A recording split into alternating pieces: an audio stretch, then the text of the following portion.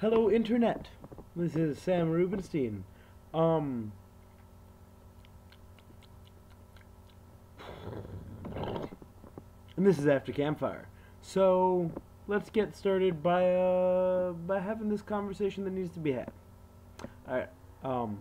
So one, I'm not gonna say anything about this past week in regards to Henry and his job application because I already know what the answer is, but I expect him to make a video about it, and I don't feel like I should be rude and taking away what he wants to say or doesn't want to say because, you know, that's a thing that people do. With that said, my question to Henry last week was, who was someone that inspired you? I didn't say entirely from camp, but Henry kept it at camp, and I feel like I should. I have two people, not including my brother, obviously, because my brother kind of wins that whole thing in life, of people that inspired you at camp. I have two in particular, because I always got a lot of really cool counselors. One of them was Anthony Hill. Anthony Hill is probably one of the best counselors ever to come to Camp Leakin in any way, shape, or form.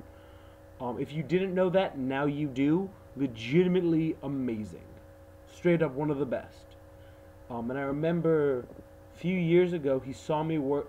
He came back and worked maintenance, and he saw me working with my kids, and he saw the way I handled them. And he came up to me after and goes, "Sam, you became a fine young man, a very good counselor." And it was probably one of the best moments of my life. The other human being that had a large impact on my life was William Alexander Blackston. My God, Will is blah. I still talk to him. He's amazing. He's probably never going to watch this video. But I have to explain Will very carefully. A 6-foot-tall black Jedi. Done. Will was a quads instructor my second year, senior year? Yes. When I was in cabin 19A, he was legitimately 6 foot tall, never wore pants, was always in a robe, carried around a kendo blade, was the reason I started learning devil sticks and really helped me out through a tough time in my life. But not only that, he was the person that, got me really, really interested not only in psychology, but in social psychology and how humans interact with each other. And I don't know if that was ever his intent, but he consistently just made me think in a different way, made me question the way that I wanted myself to be, I wanted the world to be. He would usually help me, I would usually stay out, after canteen, and we would just discuss life, and we would constantly be going back and forth on theories and ideas on how the universe should be, and it's a large part of why I am the person I am now. And I try to do the same thing with people at camp. I try to be that person that makes them not only feel good about themselves, but also question who they want to be and how they want to get there, because that was what Will did for me, and it really opened my eyes and helped me out a lot when I was little. So there's that.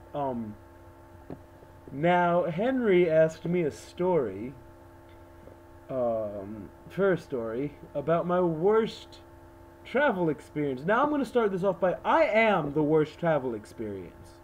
Legitimately, I am the problem in most travel stories. But I feel obligated to answer the question from a bad travel experience that I had. I usually like travel, so this is gonna be this was a tough question for me because my worst travel experience happened last year on a day off. Henry knows the exact one that I'm talking about. We tried to go to Phoenicia, and we couldn't because, oh my god, everything had gone horribly wrong, and we couldn't find a hotel. And then we had to call my family in the middle of the night to help us out by sending us to a different house that my cousins owned, and we had to spend the day there, like, recovering from being horribly sick. It was terrible and awful, and everything about that just hurt me. Everything about that hurt. It was to break it down simply, we wanted to go to Phoenicia to go whitewater, to go tubing.